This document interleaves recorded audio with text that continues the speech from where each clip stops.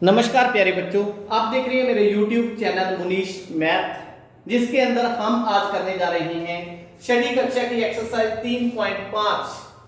3.5 exercise का पहला प्रश्न है हमारे पास, निम्नलिखित में से कौन से कथन सत्य हैं। हमने ये बताना है कि जो ये कथन लिखे गए हैं इनमें से कौन से सत्य हैं। भाज्य और अभाज्य विभाजिकता पर आधारित है ये एक्सरसाइज। तो पहला प्रश्न इसका है ए पार्ट, 3 पर विभाजित कोई संख्या 3 पर विभाजित है तो क्या वो 9 पर भी विभाजित होगी? गलत है, नहीं होगी, वो जरूरी नहीं है। कोई संख्या 3 पर विभाजित है तो 9 पर होना उसका कोई जरूरी नहीं है। एग्जाम्पल हम दे सकते हैं, एग्जाम्पल दे सकते हैं 6 जो है वो 3 पर विभाजित है पर 9 पर विभाजित नहीं है। आप अपनी कॉपी पे भी लिख सकते हो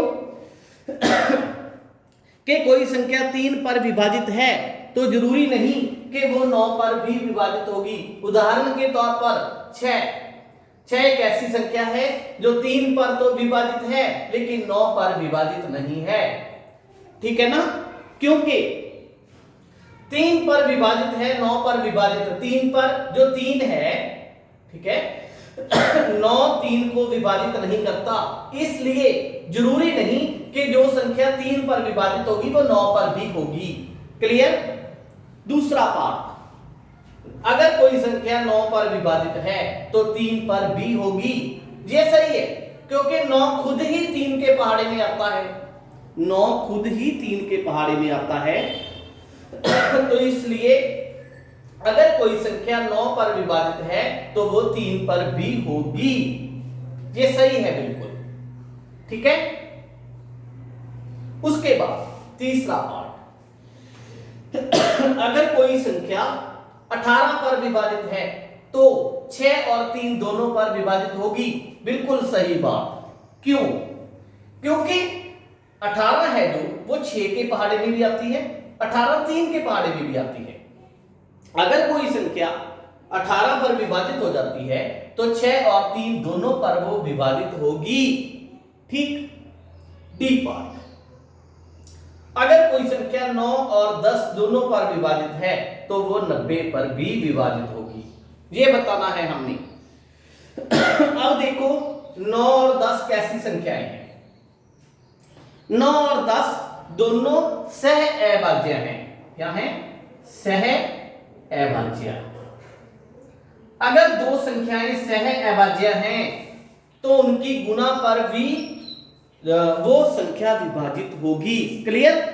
कोई संख्या 9 पर है, 10 पर, दोनों पर विभाजित है तो वो 90 पर भी विभाजित होगी। बिल्कुल सही है। अगर ये सह अभाज्य ना होती, अगर ये दोनों संख्याएं सह अभाज्य न होती तो हम इस बात को सत्य नहीं कह सकते थे। ठीक।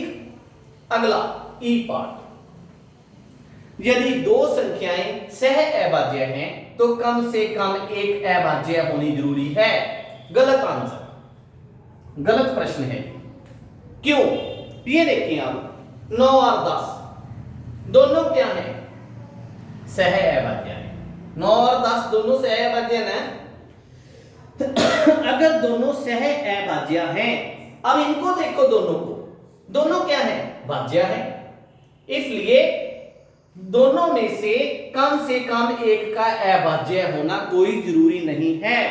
आप एग्जाम्पल दे सकते हो 9 और 10 की। ठीक। उसके बाद अगर कोई संख्या 4 पर विभाजित है तो 8 पर भी विभाजित होगी। गलत है, आपको बताया था ना पहले के अंदर। ठीक है, 4 के अगर कोई संख्या 4 पर विभाजित है, कहते हैं 8 पर भी होगी। गलत आंसर है। जैसे 12, उदाहरण ले सकते हो 12 4 पर तो विभाजित है लेकिन 8 पर विभाजित नहीं है। क्लियर? जी पार्ट, अगर कोई संख्या 8 पर विभाजित है तो 4 पर भी होगी। बिल्कुल सही। क्यों?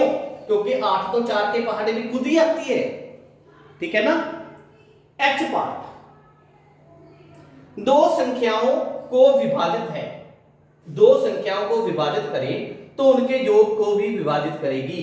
इन्होंने ये कहा है कि कोई संख्या दोनों दो संख्याओं को विभाजित करती है तो उनके योग को भी करेगी। बिल्कुल सही बात, लेकिन इसका उल्टा सही नहीं है। अगर उनके योग को विभाजित करती है तो दोनों को अलग अलग भी विभाजित करेगी। गलत बात है ये।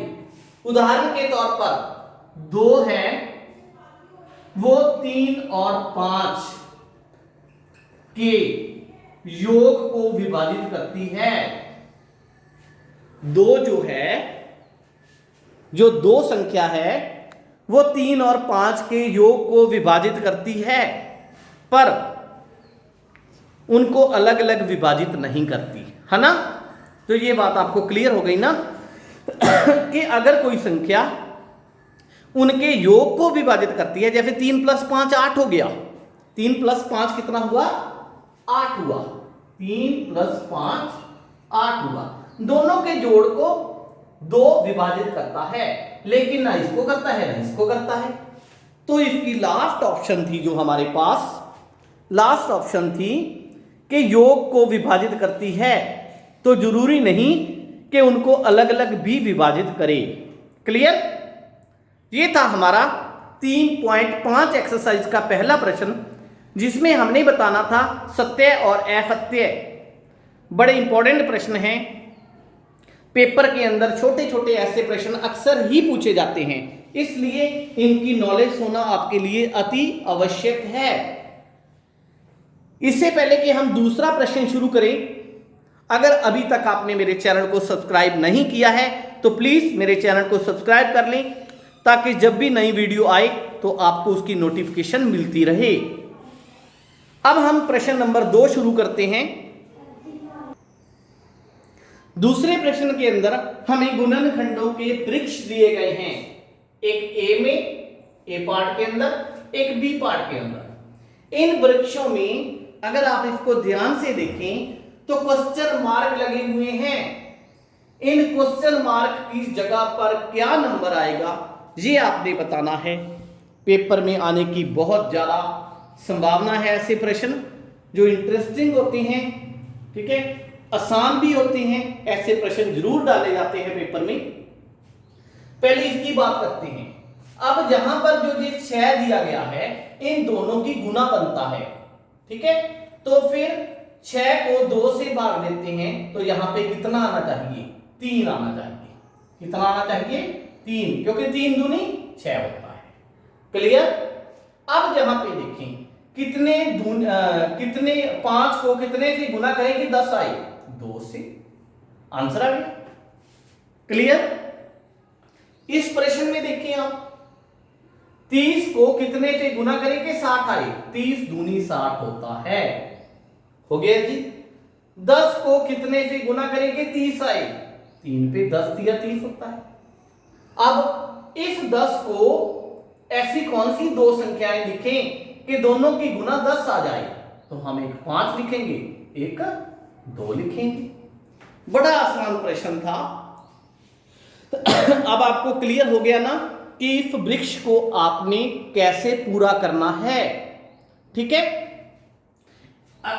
यहां पे क्वेश्चन पेपर के अंदर यह भी आ सकता है कि आपको कोई संख्या दे रखी है, जैसे 60 दे रखा है, उसका वृक्ष बनाएं आप खुद, तो ऐसे करके आप इसका वृक्ष बना सकते हैं। उसके बाद प्रश्न नंबर 3 की बात करते हैं। प्रश्न नंबर 3, तीसरे प्रश्न के अंदर इन्होंने पूछा है, एक भाज्य संख्या के अभाज्य गुणनखंडों में किन गुणनखंडों को शामिल नहीं किया जाता। ठीक है। इसका आंसर तो मैं आपको वैसे भी दे सकता हूं, लेकिन मैं आपको एग्जाम्पल की मदद से समझाना चाहता हूं। फॉर एग्जाम्पल हमारे पास 12 है। कितना है, 12 है। अगर हम 12 के अभाज्य गुणनखंड बनाते हैं तो वो कितने बनते हैं, 12 के गुणनखंड बनाते हैं, सॉरी अभाज्य नहीं, ठीक है। किन गुणनखंडों को शामिल नहीं किया जाता अभाज्य गुणनखंडों में। गुणनखंड कितने आएंगे, 2 पे गया 6, 2 पे गया 3, 1 पे गया, 3 पे गया 1। ठीक, तो इसके गुणनखंड कौन से बनते हैं? 2 2 3 1, यही बनते हैं ना। ठीक है, तो किन गुणनखंडों को शामिल नहीं किया जाता? वैसे 12 भी अपने आप का एक गुणनखंड ही है। ठीक है, जहां हम ये कह सकते हैं कि इसके अगर हमने, ये तो अभाज्य गुणनखंड बन गए। ठीक है, इसको हम दूसरे तरीके से देखें तो गुणनखंड क्या होता है? कोई भी नंबर जो किसी संख्या को डिवाइड करता है, भाग दे सकता है पूरा पूरा, वो उसका गुणनखंड होता है। तो 12 के गुणनखंड अगर हम उस तरीके से देखें तो कौन से बनते हैं? 12 किस नंबर पर विभाजित है? 1 पर विभाजित है, 2 पर विभाजित है, 3 चौका 12 होता है, 4 तिये 12 होता है, 6 दूनी 12 होता है, 12 एकम 12 होता है। ये इसके गुणनखंड बन गए, है ना। अब अभाज्य गुणनखंड हमने लिखने हैं। अभाज्य गुणनखंड लिखने हैं तो इसके अंदर ना तो हम भाज्य वाले गुणनखंड शामिल करेंगे, ना 1 शामिल करेंगे, ना 12 शामिल करेंगे। ठीक, क्योंकि 1 जो होता है ना भाज्य संख्या होता है, न ही अभाज्य संख्या होता है। तो हम इसका उत्तर क्या लिखेंगे फिर इस प्रश्न का? अभाज्य गुणनखंडों में किनको शामिल नहीं किया जाता? हाँ, इसका उत्तर हमारे पास आएगा बेटा, इसमें न ही 1 शामिल होता है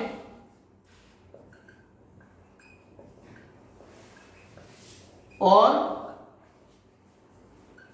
न ही सभी भाज्य गुणनखंड शामिल होते हैं।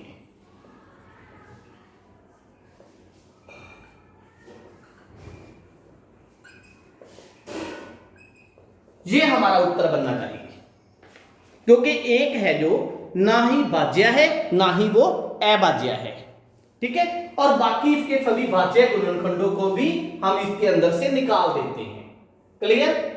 तो अभाज्य गुणनखंड इसके कौन कौन से बन गए? 12 के, एक 2 आएगा, एक 3 आएगा। कई बच्चों के माइंड में प्रश्न होगा कि 3 दूनी तो 6 होता है। देखो बेटा, 2 2 और 3 को गुना करते हैं तो 12 बनता है। ठीक है, इसको हम एक बार ही मानेंगे ना कि 2 इसका गुणनखंड है, चाहे वो 2 बार आ रहा है उसके अंदर, लेकिन हम उसकी गिनती एक बार करते हैं गुणनखंडों के अंदर। क्लियर? इसके बाद प्रश्न नंबर 4, चौथा प्रश्न। चौथा प्रश्न है इसका, 4 अंकों की सबसे बड़ी संख्या लिखें और उसे अभाज्य गुणनखंडों में व्यक्त करें। तो हल कैसे करेंगे? हम लिखेंगे 4 अंकों की सबसे बड़ी संख्या।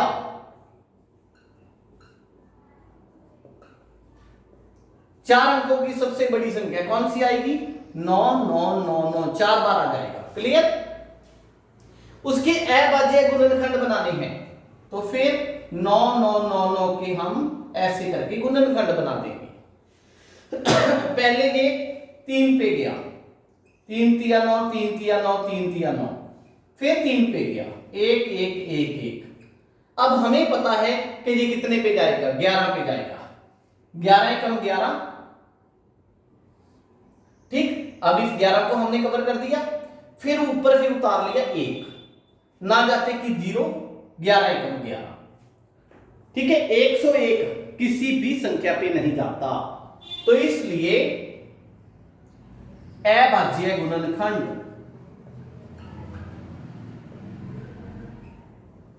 कौन से बन गए हमारे? 3। हम इसको ना ऐसे लिख सकते हैं, 9 9 9 9 बराबर में 3 गुना 3 गुना 11 गुना 101। ये हमारे पास इसका आंसर आ जाएगा। क्लियर? तो इसी के साथ ही आज हम सिर्फ इतने ही प्रश्नों को कवर करेंगे। इसके बाद इसके बाकी प्रश्न हम अपनी अगली वीडियो के अंदर कवर करेंगे। अगर आपको वीडियो अच्छी लगी तो मेरे चैनल को सब्सक्राइब करें, मेरी वीडियो को अपने फ्रेंड्स के साथ शेयर करें। Thank you.